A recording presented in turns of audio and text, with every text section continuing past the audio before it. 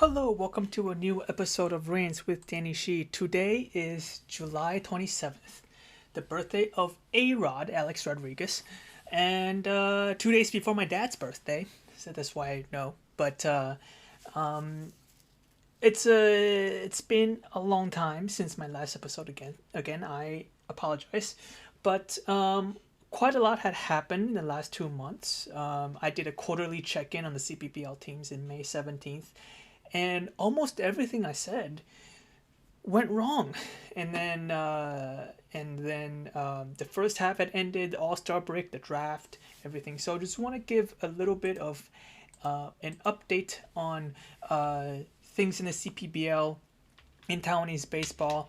I wanted to talk about before.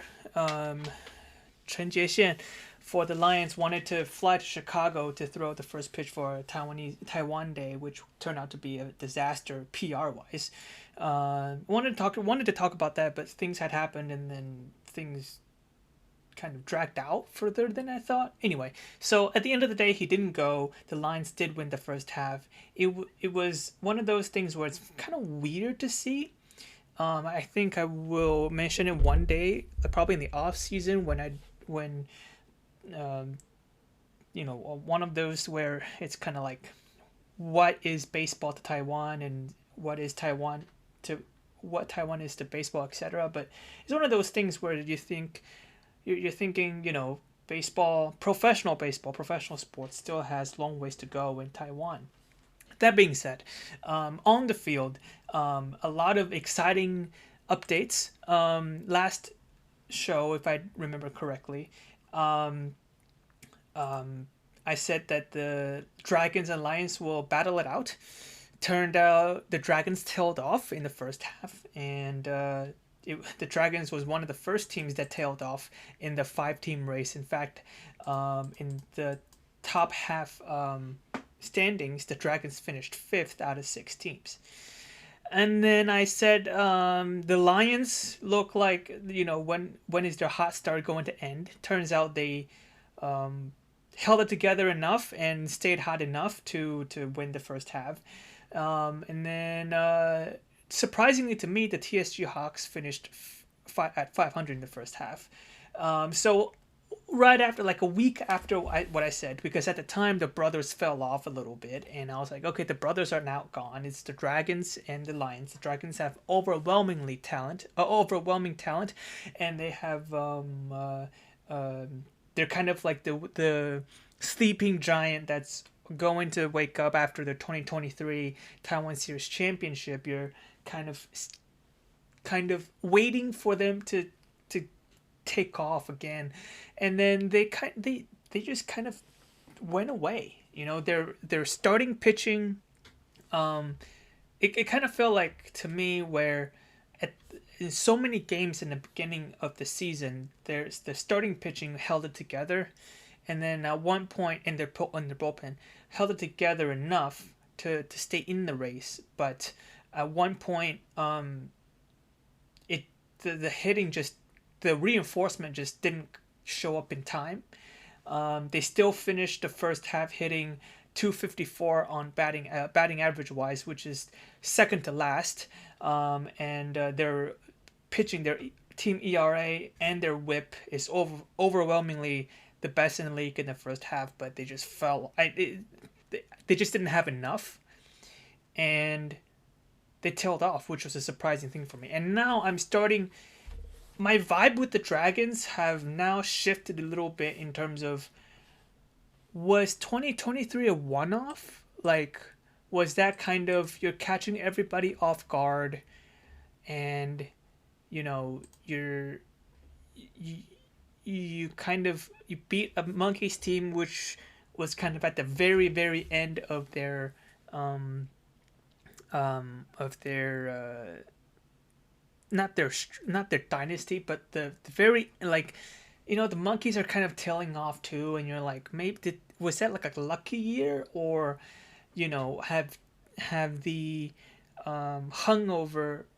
hangover, the Taiwan series hangover, can it last so long? It lasts a year and a half.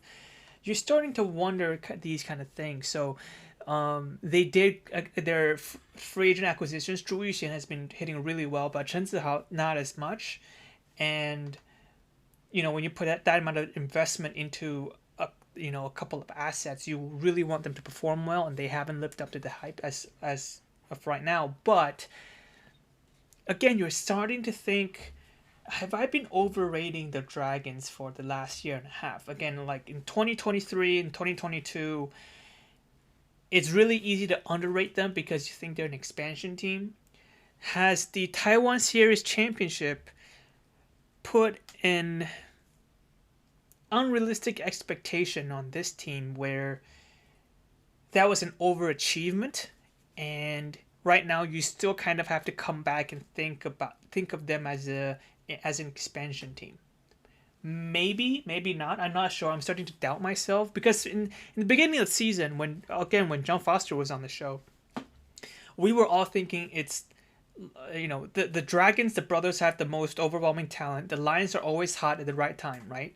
And so that's the top three. The Monkeys will kind of stay in like around 500 and lurk into the playoff, and then you have the Hawks, and then you have the Guardians. Now I'm thinking, the Dragons closer to the second group, the Monkeys, the Hawks, than they are to the first group, the Lions and the brothers. So that's just my thought. I'm starting to rethink about how I think about the Dragons. The Lions, again, off to a fantastic start to the season. Won the first half. They overcame a 3-9 record against the brothers. When it came down to the last few matchups against the brothers in June,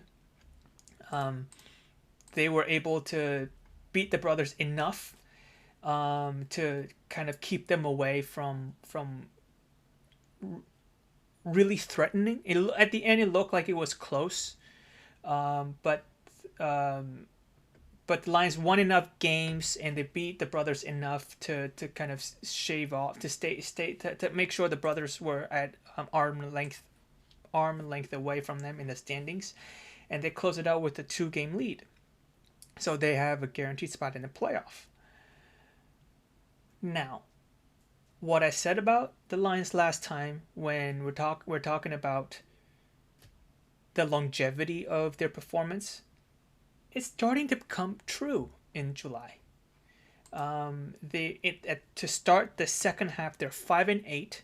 That's a 385 winning percentage. They're 2.5 games back from first place, which is not that much, but they have already given up. They're now tied with the brothers in a full year standings, and that's important because if you win now with a half season championship, if they stay first in the full season standings at the end of the season, then they can go straight to the Taiwan Series. They don't have to play a playoff. What we've seen from them in the past is they get off on a hot start. They don't stay strong enough to maintain their lead in the full season, and now you have to play a playoff series against the Monkeys or Dragons, and now you're kind of living like you're playing extra games that you shouldn't really. It just puts you in a bad position in the playoff. I do want to mention that outside of just normal worries about the Lions, the Tainan Municipal Baseball Stadium has also been damaged by a typhoon, bad enough that the stadium will not be in use until at least after early August, and that is a huge deal. Now they don't really have a home. They're traveling everywhere. I wonder how they're if they still have their practice facilities, because the Lions is one of the, I think it's the only team, probably one of the two outside of the Hawks, where they play on the same field that they practice. They do use the new facilities, but during spring training, my understanding is the First Army stays in Tainan Municipal, like the current stadium, and then the Second Army goes to the new facility, because right now the Lions, the politics behind it is the new facilities were built in an understanding that the Lions will acquire the operating rights of not just the main stadium, but they also have a lot of auxiliary practice fields. And I think if my understanding was right, that they kind of built it thinking that the Lions will buy or acquire the operating rights of the entire thing, the entire baseball facility. That did not work well. That has not worked well. The deal was not signed, and now the facilities, the practice facilities, the developmental practice facilities are now being signed to quote unquote the national team, which is the Baseball Association and the CPBL. Now the Lions are potentially now looking into just only using the operating rights of the main stadium, which is where they're hopefully going to be playing, but not the entire thing. That is my understanding of the situation. But at the end of the day, what happened is the negotiation has been much more convoluted and slower than anticipated, and so they're not really there. It's going to take. We'll just have to see. It's not a done deal that they will move to the new facilities. That being said, where are they practicing, or where are they playing? I'm sure they can rent from the Dragons to use Douliu, or actually just rent the new facilities, but it's still kind of one of those things where it's like you're renting a place rather than you own the place. And at the same time, they have to now travel everywhere, even on their home games. So I'm sure all of the opposing teams are more than happy to share their home stadiums on quote unquote away games. For example, when the Lions play the Monkeys, I'm sure the Monkeys are more than happy to share their stadium to the Lions to play that game in Taoyuan as a Lions home game. It's the same model. The Lions went to Xinzhuang and played as a home team in Xinzhuang against the Guardians. To me, it would seem it would be weird if teams somehow don't like, they're like, we don't want you to be here. We don't want to play in our home stadium on quote unquote away games. That doesn't seem right to me. But that would seem weird to me. But that seemed to be the case. That seemed to be. Sorry. Rewind. That seems to be the case where the Lions goes around and basically use opponent's stadium as their home games would be the most straightforward, and I think the most streamlined way, because that offers you the most flexibility. As soon as the Tainan Stadium gets fixed and repaired enough, then they can use it. You just have to now consider that they have no home games anymore for the next 2 weeks. How much does that affect the team? How much does that affect their fatigueness, travel fatigue, or they do have a really strong depth in fielders, in my opinion. Their outfielder depth is a lot better than it used to be. It's just it's the travel. They do have quite a few many of their key players were on the national teams on the Premier 12. Chen Jiexian, for example, played both Premier 12 and the World Baseball Classic qualifier. Li Hanke was on the Premier 12 team. Lin Jiawei was on the World Baseball Classic qualifying team, and Chen Yunwen was on the WBCQ team. You're starting to think, does that affect the longevity of their performance, and how much are they going to manage it?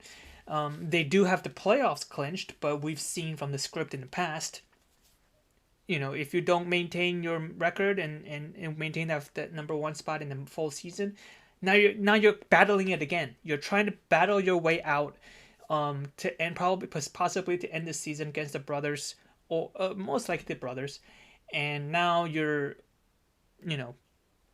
in a pickle where do you go all in and try to win that full season, and then take a round off. But then if you don't win, then now you're putting yourself in a position where you're probably emotionally exhausted, you're physically exhausted, and now you have to go through 2 rounds in order to win the championship. It's the same script, it feels like, we've seen in the last couple of years.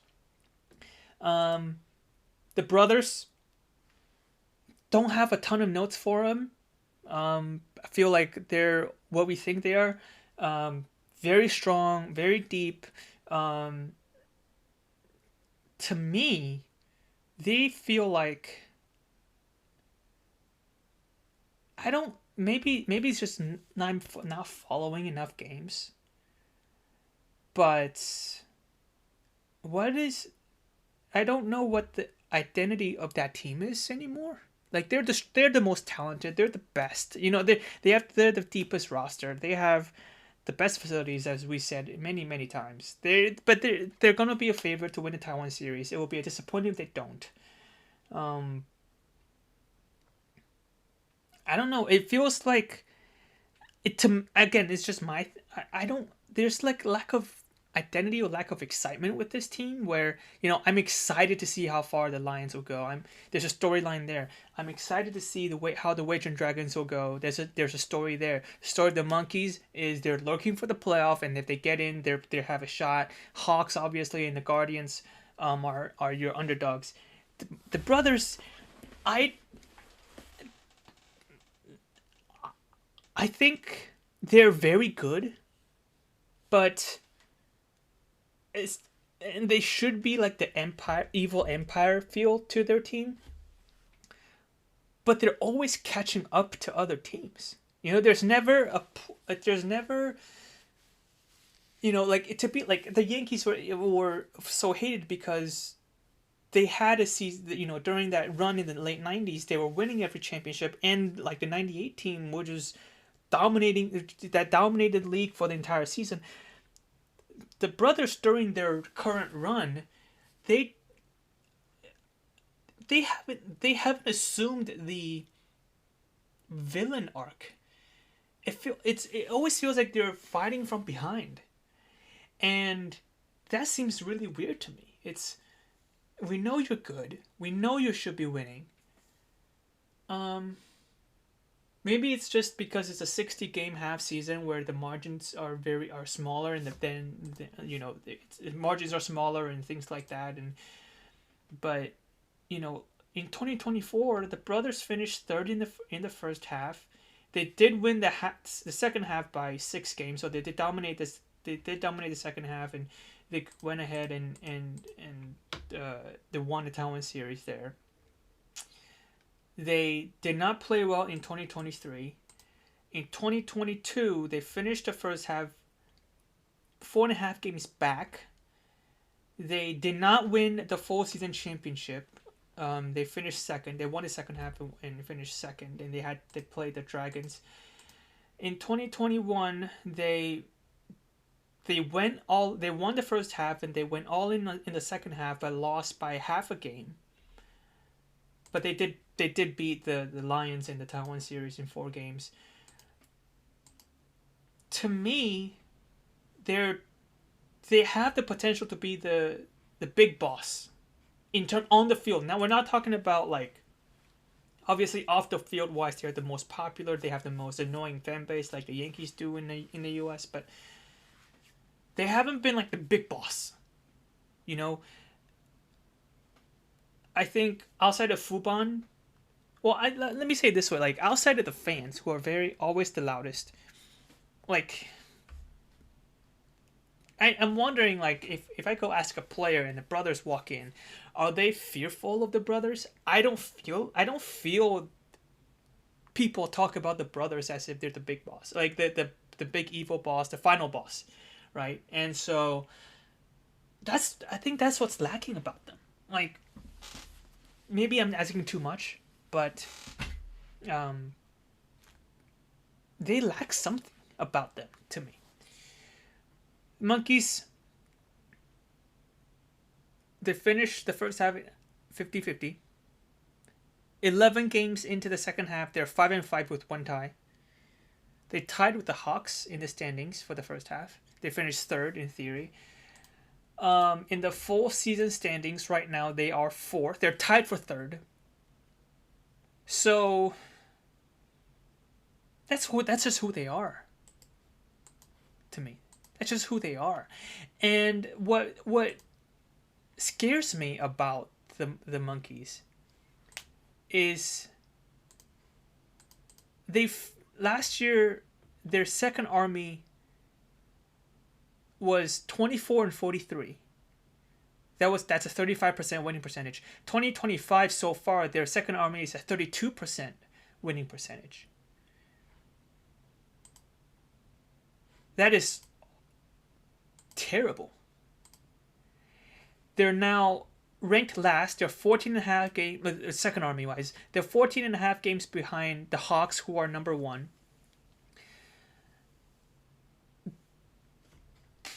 I don't like. It's a corporate. It feels like they're a corporate run team who has. It doesn't feel like they have an identity. Has no real plan for the future. You're relying on Yu Delong and Lin Zhiping, who combined is like 90 years old at this point. It's like they've been.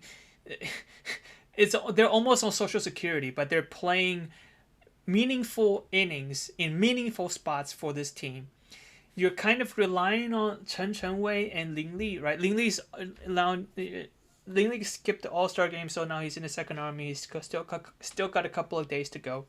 But the core of players that you thought you could rely on in the past now really is just only down to Ling Li, Chen Chenwei. Chen Jing was kind of hurt.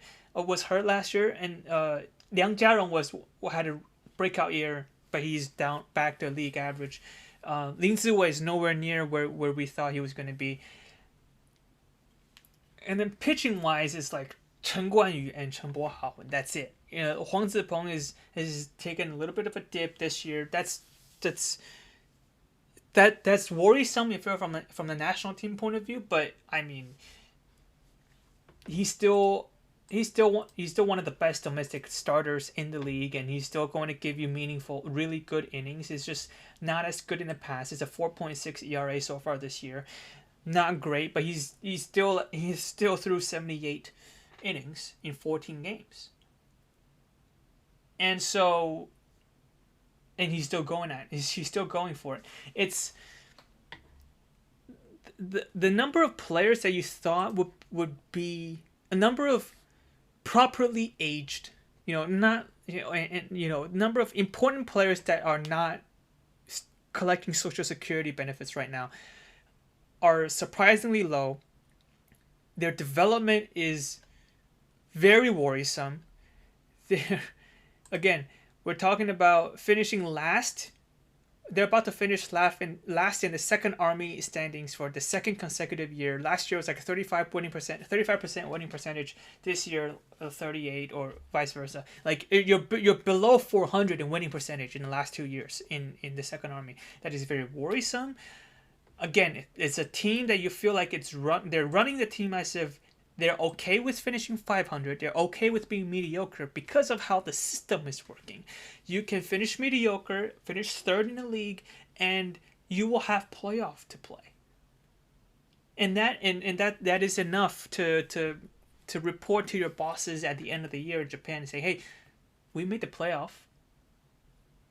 We're consistently in the playoff. That's the narrative that they're going to run. In reality, they're so far from the actually championship contending group of teams. Like I said, the Lions, the Brothers, and I think right now the Dragons. They're so far away from that team from not just short term but long term, from the short term and long term ways of looking at it. They're closer to me to the Guardians than they are to the Lions. And that is very worrisome to think because they had a fantastic run between 2014 and you can even argue to 2022 when they made the Taiwan series. To 2023 when they went to Game 7 of the Taiwan series. You can talk about from 2015 to 2023. That's a fantastic run. But that's gone. You look at how the second army has been performing. They've always had really good development. They've always had good talent evaluation, good draft classes, good development, and now you look at how they're doing recently. The last couple of years, that's all gone, and we're not like I'm not here freaking out about they dropped like they went from like a winning record in the second army to like now they're only winning 48% of the games. No, no, no, no, no. This year they're winning 32% of the games in the second army. Last year was 35%. That is horrendous. That is horrendous. And not outside of that, they're the cheerleading culture that they've invented way underwhelming, right, this year. And like there's no soul. I talked about the brothers have no identity. The Buggies have no soul, in my opinion. Real problem to have. It's a real bad problem to have. TSG Hawks, so happy for them. In the first half, they finished 500. They were always on the cusp, and they were always like it's always a news where like, oh, they're trying to crack 500, and they'll always come up short until the very end of the season. They won their last game in the first half, and now they're 30-30. In theory, if the season ended in the first half, they would actually make the playoff. Or actually, there will be a one-game playoff between them and the Monkeys for the final spot. Then they will go on to play the Brothers. Very exciting times for the Hawks. What I'm worried about is, okay, now their depth is really thinning out. Their bullpen is starting to show fatigue, and that is why they drafted Wei Hongliang in the CPBL draft, a 19-year-old pitcher who they picked. Wei Hongliang, according to reports, participated in a TSG Hawks tryout, and they were very happy with him, and they think Wei Hongliang can come in and help them in the first army as soon as the second half of the season as a bullpen pitcher. So that is very exciting. That's a much needed bullpen reinforcement that they're at one point or another they're really going. It feels like the bullpen's that depth, it's gonna hit a wall. It feels like. That being said, still very, very impressive where they are right now. If they look at the Dragon's curve. I keep on telling people to not use the Dragon's curve because it's unrealistic to use the Hawks. To use it on the Hawks with the macro environment, with the environment around it. But they're in it. They're actually kind of in the playoff spot right now. In the full season standings, they're tied for third. They're 4.5 games back from the Brothers and the Lions. They're tied with the Monkeys and the Dragons. They're in a terrific position compared to the Guardians, which is a low bar, but still a very good indication that a very good place to be when you are the TSG Hawks. And I think they're going to be okay. Steven Moya, by the way, tremendous character. It's Steven Moya with the way that he is treating the tragedy. Is an absolute aspiring role model to me. His wife. So Steven Moya was selected for the All-Star game. His wife was flying to Taiwan to join Steven Moya, and on the flight, his wife passed away. His wife got into a very critical medical condition, and basically, when the flight had landed, it was too late, and his wife had passed away. And Steven Moya understandably skips the All-Star games. But in the first regular season game back from the All-Star break, he told the team that he was going to play.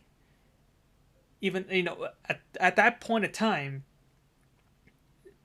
nobody in the world would blame him for wanting to miss a few games, right? And he said no, he wanted to play, and came up with a game-winning ribby in his first game back, had a home run in the second game back, and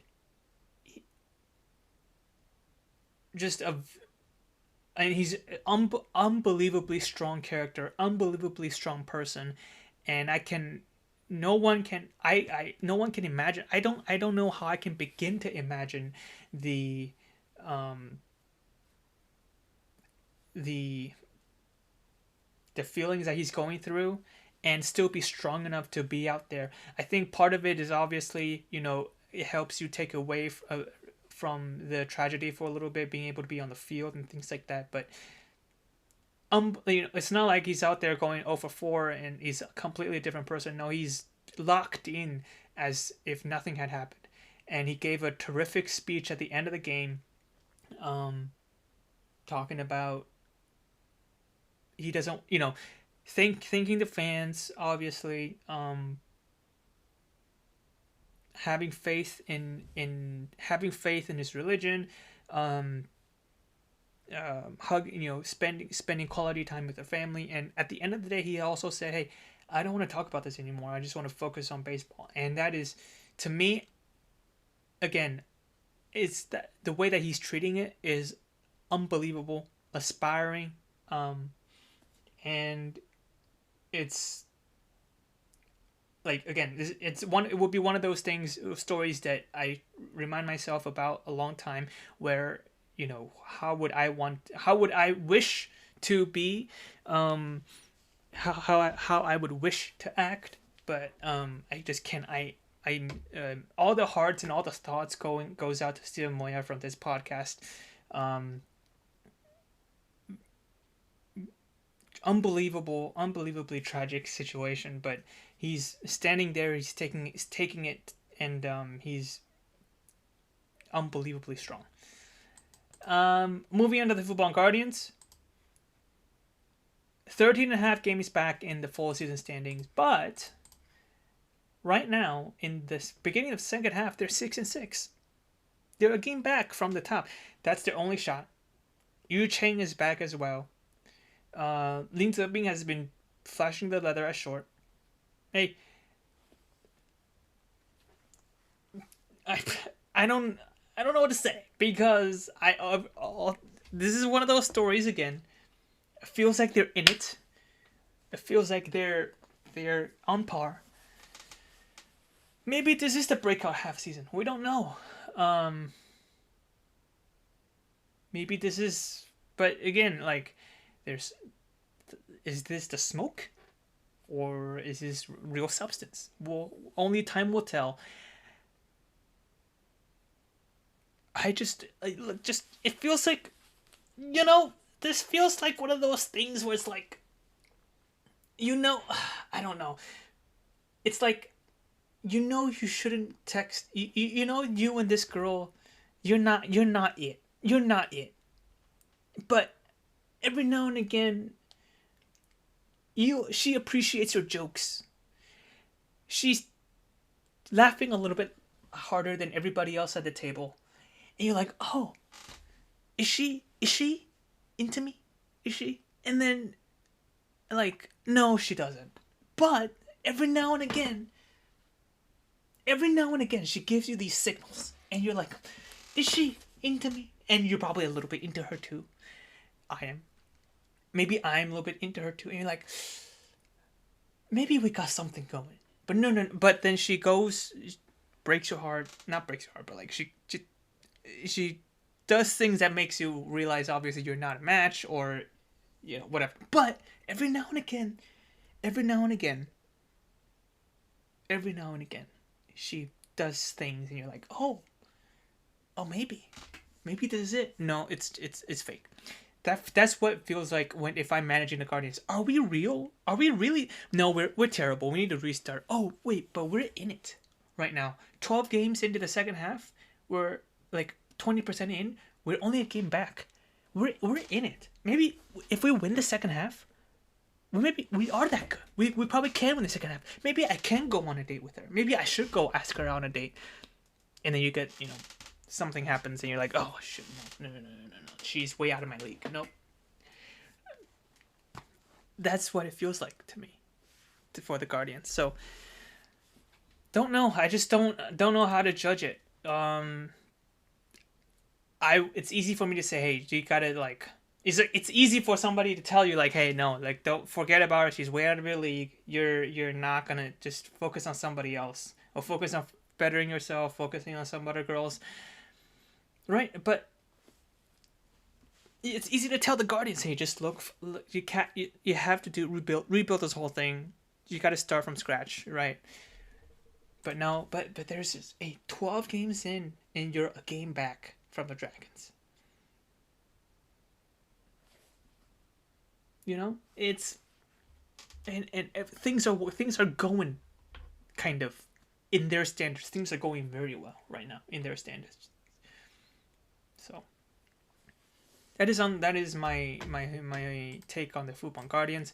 Touching on the CPBL draft this year, outside of Wei Hongliang, which I mentioned, Huang Weijie, who was I remember him being, yeah, he made his MLB debut with the Texas Rangers in 2019, and after COVID, he was kind of in indie league, and then he got back to the major leagues under the major league system in 2022. Was drafted through the Rule 5 draft in 2022 by the Pirates, but then had Tommy John at the end of 2023 and got released last year. Now he's back. He got drafted by the Dragons, and the Dragons are seeing him as a hopefully as a player that can contribute immediately. He's 31 already. To me, I think he's closer to what Lin Ziwei will be than versus like Yu Chang. I think Lin Ziwei after his Major League Baseball and like MLB debut, his MLB seasons, he kind of stayed, played a little bit of indie ball and was trying to figure it out in the U.S. and then came back to Taiwan, and so if Huang Wei is kind of on the same trajectory, but Huang Wei just kind of has more uncertainty there because he did just do a Tommy John in 2023. So, I'm not one of those. I'm not a guy that that really focuses on like the high school based Taiwanese baseball or amateur baseball. So I can't. I don't have much more analysis from there. The two main immediate help from this year's draft is Wei Hongliang, who's got drafted by the Hawks, and potentially Huang Weijie this year by the Dragons. The next crop, a crop of minor league baseball players that are more high profile will be the likes of Zheng Zongzhe, Li Hao. Hopefully they don't come back. Hopefully they stay in the States and play in the MLB system and things like that. But every time is like every 2 or 3 years there's probably a crop of players that comes back from minor league baseball. This year is not one of those years, and I think the Zheng Zongzhe of the world, the Li Haoyu of the world, potentially Deng Kaiwei of the world, that's kind of their next group that might come back.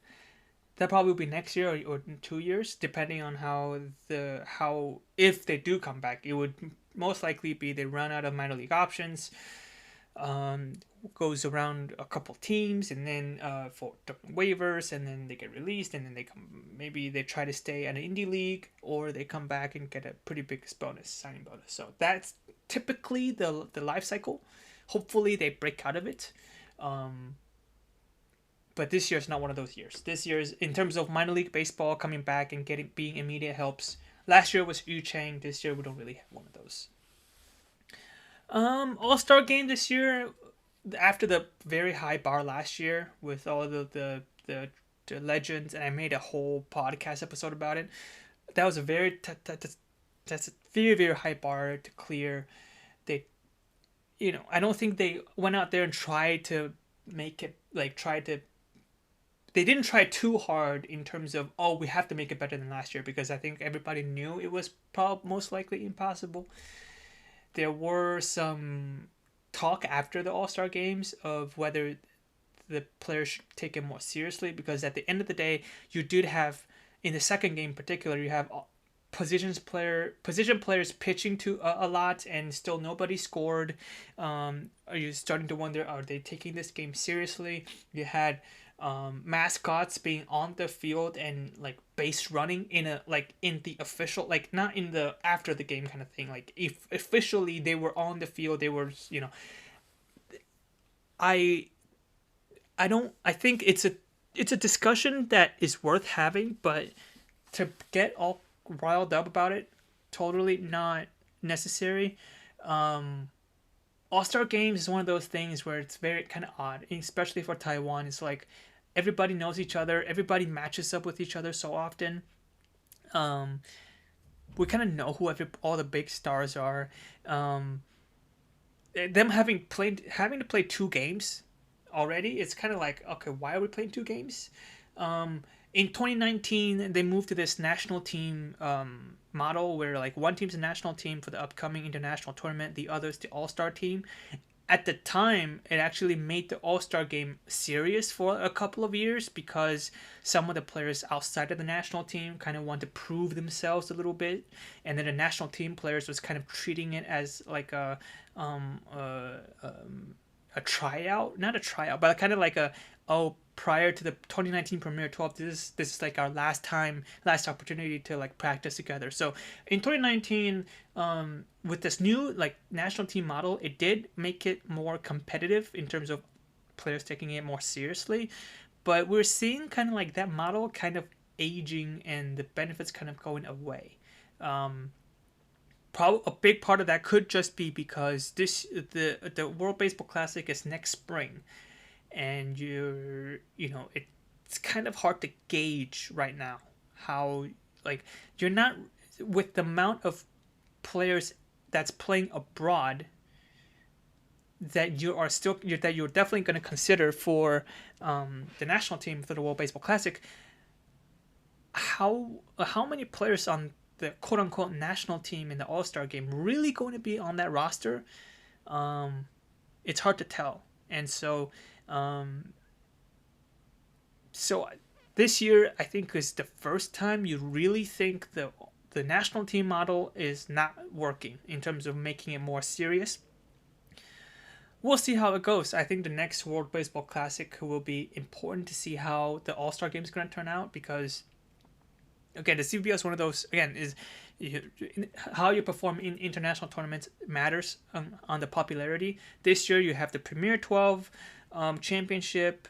You have the Taipei Dome. You have the fantastic All Star games last year. This year, you had 2 games of sellout stadiums. All 80,000 people attending in total, huge number. But again, you're trying to find that balance between entertainment and seriousness for the All-Star game. That is hard. That is hard in any.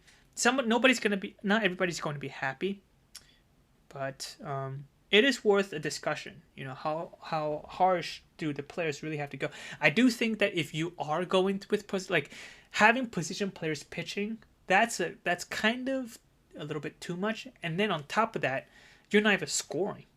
Like, what are you doing? Like, that feels like, okay, the player's not just not taking this game serious enough. I can see if you're a ticket buying fan, you might be not so happy about that, but it is the All Star game. It is just people having fun. It is a celebration of Taiwanese baseball. So again, I think it's just discussion worth having, but not to be riled up about it. I did talk about how each team did in the second half so far, 10 games in. So that's all I have prepared for this show. Feel free to send me any questions or any things you want me to discuss. I've definitely missed things. Oh, Corbin Caroll. I wrote some Twitter post about it. I thought it was extremely classy that Corbin Caroll at least gave his attention span and time to see Cai Qizhang and his team in the U.S. before turning Taiwan down. I think he could have very easily just been not so nice and just say, I'm not, like, I don't even want to see you. I think at the very least he heard us out. He heard the offer that we gave. I'm pretty sure he was going to be way overwhelmed before he was going to accept an invitation to play for Taiwan, considering how good he is performing this year. If he has to pick between Team USA or Team Taiwan to play in the World Baseball Classic, it's a no-brainer. So I think it would have been like we would have to pay him an X amount of dollars, or we have to offer him some sort, we have to offer him a something that is extraordinary for him to come. Again, Stuart Fairchild it's in a different conversation. He's on the fringe of a 40-man rosters. He's on the fringe 48 rosters. He's been in the league for a couple of years. He's at that life cycle I mentioned earlier where you kind of ran out of minor league options. You're kind of bouncing around the league. Playing in the World Baseball Classic would only benefit you in terms of getting you spotlight to perform. And he's definitely no. Stuart Fairchild and your family, if you're listening to this podcast, please know that first of all, thank you for listening. Second of all, this is not personal, but Stuart Fairchild's not going to make the Team USA roster. And so, yeah, any chance that he's going to get to play before the spring training to get some public plate appearances, I think will benefit him. And obviously Jonathan Long, a minor league baseball player, and then a couple of minor league baseball players, But Corbin Caroll, if you're an established all-star, why would you go play for Taiwan? Obviously, it's a dream. If you're like me and you're a Taiwanese fan, you're like, oh, can we please have an all-star to play for us? But it's very clear. Like Corbin Caroll never expressed direct interest in representing Taiwan like Stuart Fairchild has done. He's you could just compare how those two was talking about this news, because every spring training in the last 2 years, Taiwanese reporters the reporters will find their way to the spring training ground and ask Corbin Caroll, "Do you want to play for Taiwan?" And Corbin Carroll's always like, maybe we'll think about it. We're never gonna turn it down. But Stuart Fairchild's like, "Oh yeah. I mean, very excited for the opportunity if they call me, etc." Corbin Caroll, no hard feelings whatsoever. I thought it was already classy, respectful enough that he gave us time, heard us out. Or not that important in terms of international baseball. Like I would love to think we are more important than we are, but we're not even there. Like, we're not in the same stratosphere as Japan. I think I do wonder though. I do wonder if Corbin Caroll was eligible to play for Japan, whether he would accept it. But even in that case, you would still think that if he gets an invitation to play for both Japan and the U.S., he would pick the U.S. because he grew up in the U.S., right? He probably identifies much stronger with the U.S. than Japan, let alone Taiwan, right? And so, like last World Baseball Classic, Japan got like Lars Newbar, which I didn't even know. Like, I'm not I'm not a diehard MLB fan, but like, and so maybe it's just me living under a rock, but like, you ask Lars Newbar if he had both an invitation to Team Japan and Team USA, maybe he would probably chosen Team USA before 2023. I think for this upcoming one, same scenario, he probably would still pick Japan because he won a championship with them, etc., etc. But like, if Corbin Caroll, if having both USA and Team Japan, and then you're like, oh, you can pick one, I still think I would put money on him picking Team USA, let alone picking Taiwan, who's our World Baseball Classic history. It's kind of like my dating life, It's yeah, yeah. This is the way it is. It's not good. That is it for me today. Today is July 27th, 2025. Hope you guys have been having a great summer. Fall season's coming up. The second half is starting. The Taiwan series will come much sooner than later. And then it's time for all the talks about the national team and the World Baseball Classic, which I am so fearful of. talked about how Taiwan is like the toxic girlfriend last World Baseball Classic. I stand by it. I am already looking forward to having my heart broken by this team. And so, thank you so much for listening, and we'll see you guys next time.